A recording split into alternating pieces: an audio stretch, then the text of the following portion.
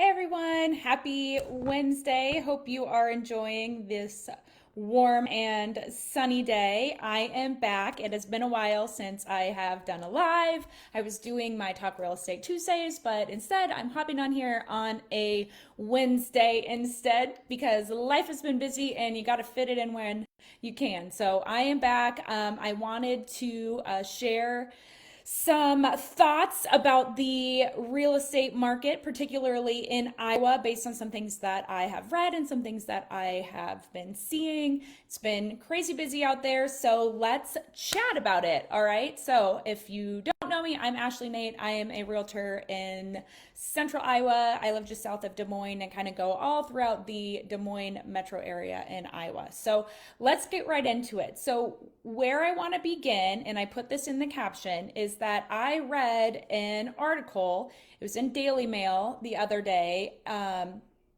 as in today, earlier, the other day.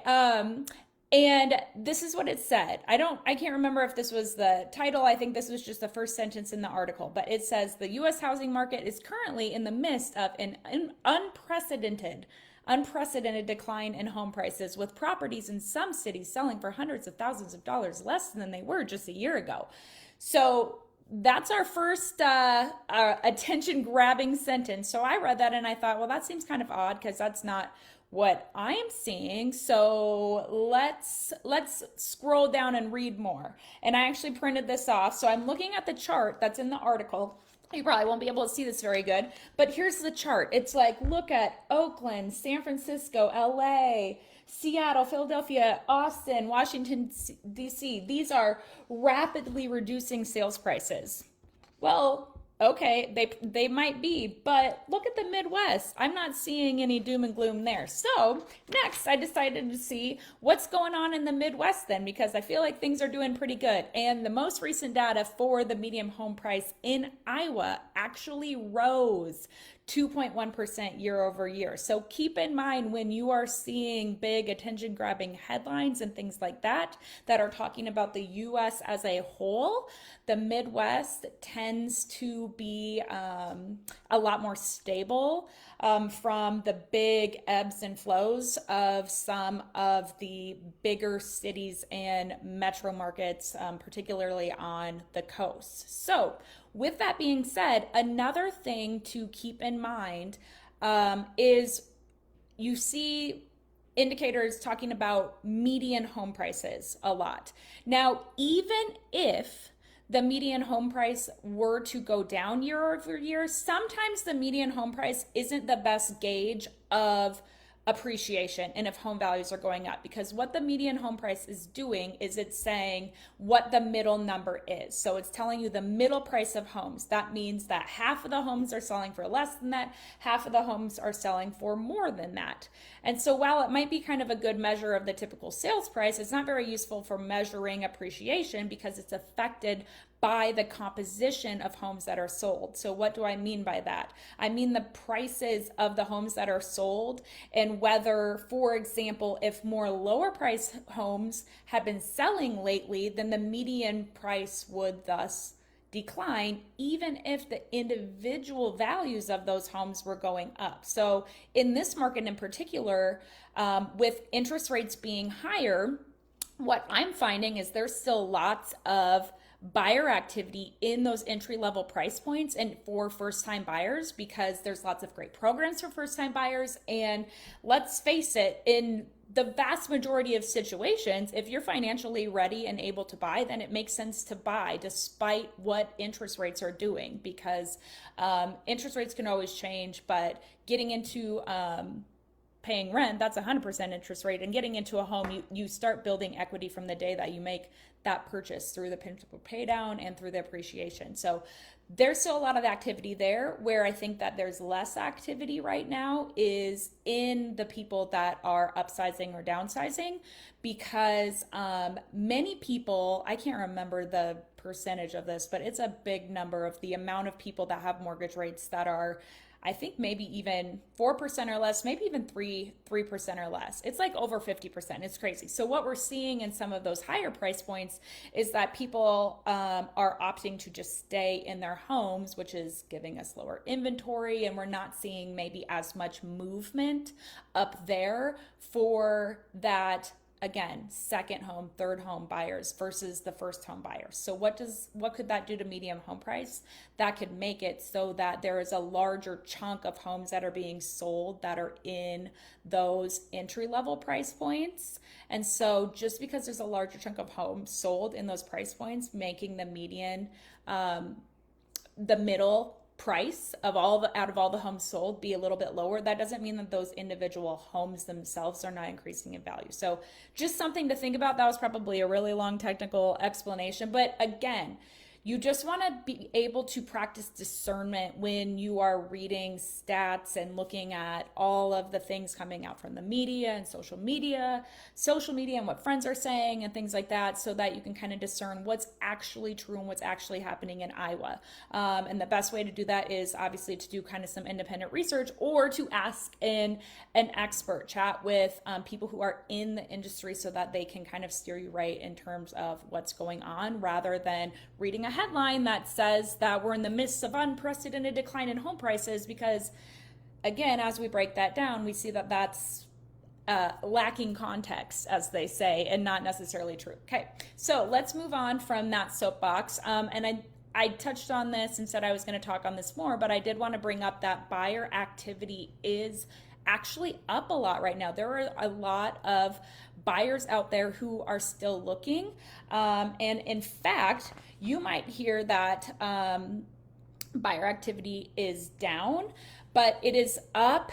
And again, this is kind of a lacking context thing. It is up from what this article here called the unicorn, the unicorn years. So these are the unicorn years right here. When mortgage rates were really, really low. We were in the middle of COVID and people were going out and buying like crazy. This is not a normal market. Now, this is where we're at right now. So from that unicorn year, are there less buyers and traction than there were in like 2021 when everything went crazy? Yes, there are. But if we go back to compare it with normal years, not unicorn years, we'll see that we're actually quite a bit above what normal years look like in 2017, 2018, 2019, and so on. So there is more buyer activity right now, and there's less houses for them to shop around for. So there is bidding wars that are coming back. There is higher competition that is coming back. So my advice for you is, if you are a buyer or you're thinking about buying and you're worried about rates, my general rule of thumb I always say is to base your decision on your financial readiness. So if there's a house and you crunch numbers with your lender and that mortgage payment works for you, then don't be afraid to it's not a good time to buy right now and I should wait till rates go back down. Base it on the numbers. Can you and are you comfortable with that mortgage rate? And if you are, then go for it. Don't feel like you want to play this gamble with the market and what are they going to do? And I'm hearing there's going to be this big crash, or I'm hearing mortgage rates are going to go down. Because I'm telling you right now, what I'm seeing is I'm seeing a lot of buyers out there. I've been running around like crazy helping buyers try to get into homes, and I've had multiple buyers lose out on offers because it is competitive now. Now imagine what is going to happen if rates go down, especially if they go down anyway significantly.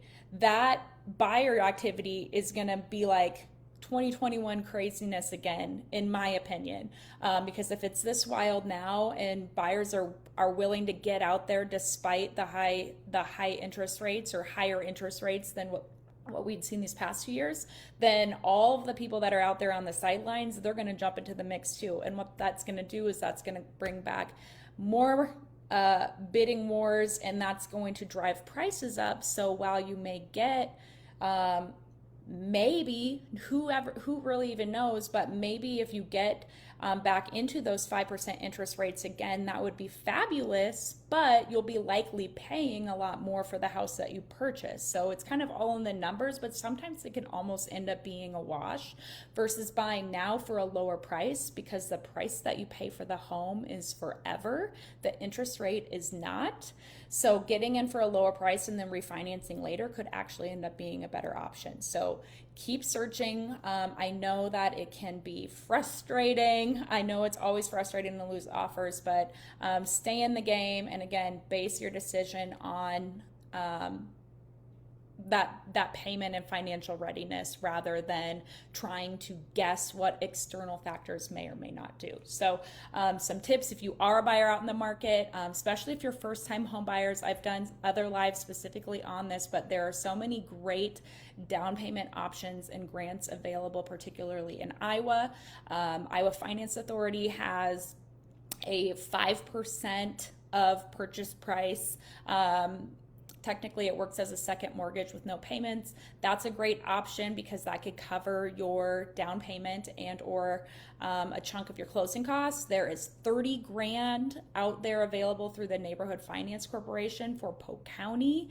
There's another $10,000 grant that is fully forgivable that I'm familiar with. I know those are running out quick. So take advantage of those. And then obviously, besides that, just be ready to write a solid offer. Figure out what that max price is that you're comfortable with and be willing to go there.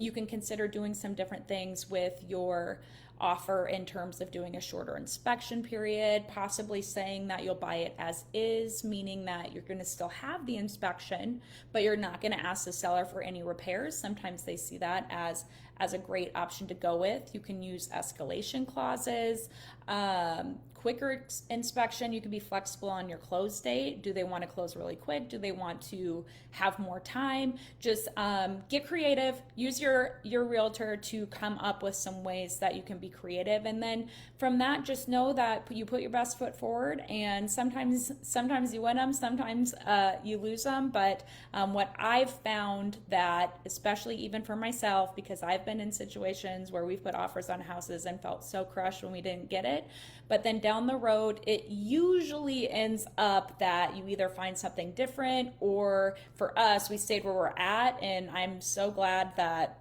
the places that we bid on, we ended up not getting, because it all worked out in the end. So keep that in mind. There's your little pep talk. And the last thing that I'll say, I don't even want to know how long I've been talking. The last thing that I will say is, with that limited inventory and with buyers out there, it is a great time to sell. There is very, very little resales on the market. So I just looked this up today, and right now in the Des Moines metro area, only 40% of the listings are resales. The other 60% are new builds. And now some people, new builds are great options. They're not the option for everybody. And there are a lot of people that would like a resale home, either because maybe they want a lower price point, or they just don't want a new build. They want something a little bit lived in, and don't want to mess with the new build process or the whole building process if they're actually going to build. So people are looking for resales. If you got them, list them, get them listed. If it's listed for the right price, you can't just list it for whatever you want and then be like, oh, I thought the market was crazy, but nobody even wants this. You got to list it for the right price. So again, lean on a realtor to come up with a price point that makes sense.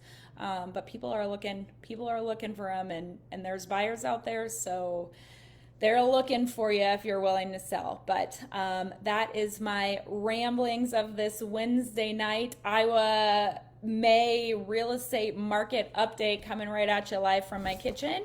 And I will try to hop back on here again next Tuesday to resume my Talk Real Estate Tuesday series. And I hope you guys all have a great rest of your week and weekend. Bye.